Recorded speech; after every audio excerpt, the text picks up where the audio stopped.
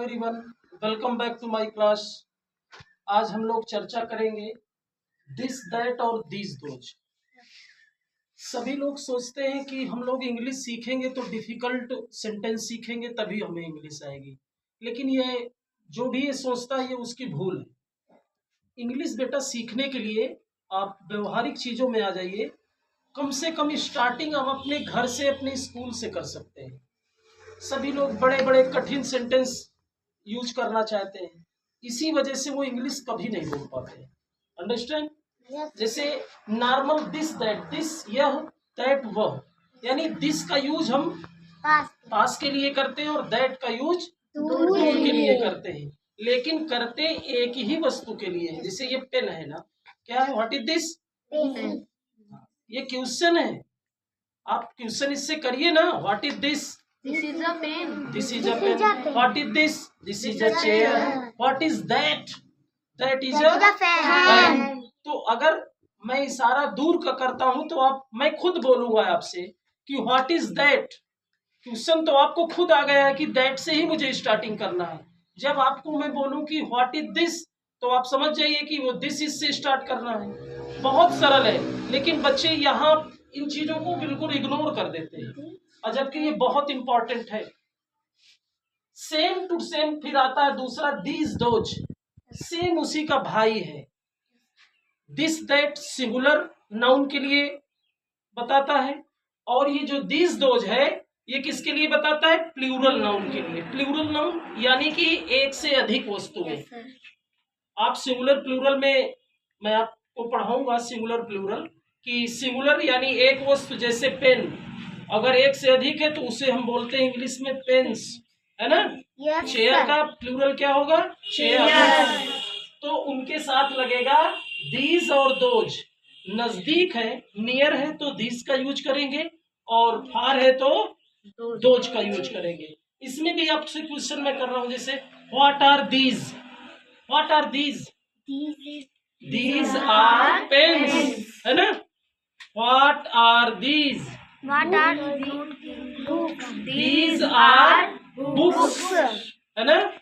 What are these? These are books. इसमें are लगेगा। Are means है होता है, और इज माने है। इज सिंगुलर नाउन के लिए होता है और आर प्लूरल के लिए होता है। ठीक है ना? अब आपसे क्वेश्चन फिर आ गया, जैसे व्हाट आर दोज? दूर के लिए है। सपोज दैट, मान लीजिए चेयर रखी हुई है, मैं पूछा आपसे, क्वेश्चन किया व्हाट आर दोज, तो आप रिप्लाई क्या करेंगे? Those are chairs. What are those? Those are pens. Those are pens. What are these? These are students. या बोल दीजिए दीज आर बॉयज या दीज आर गर्ल्स। समझ में आ रहा है ना? Yes. देखिए वही यूज है। दिस यूज फॉर नियर के लिए होता है और सिंगुलर के लिए होता है, और दैट यूज होता है फॉर के लिए, ये भी सिंगुलर होता है। ठीक, एग्जाम्पल में मैं आपसे क्वेश्चन वाले ही रखा हूं, क्योंकि अगर आपको स्पोकन सीखना है तो सिंपल नहीं, क्वेश्चन करिए और सिंपल बताइए। ठीक है ना? जैसे what is this? This is a pen. तो दिस इज अ पेन, यह एक पेन है। वही चीजें दिया है। अब इसी में हम दूसरा क्वेश्चन भी कर सकते हैं कि व्हाट इज दैट? तो दैट इज पेन, या दैट इज अ ट्री। लेकिन दिस दैट के साथ इसमें ए जरूर आ जाएगा। What is this? तो दिस इज अ, जो भी हो, मान लीजिए पेन है तो पेन आप राइट करेंगे। ठीक है ना? पेन। लेकिन ध्यान देना बेटा, ए का यूज बिल्कुल कंफर्म है होना।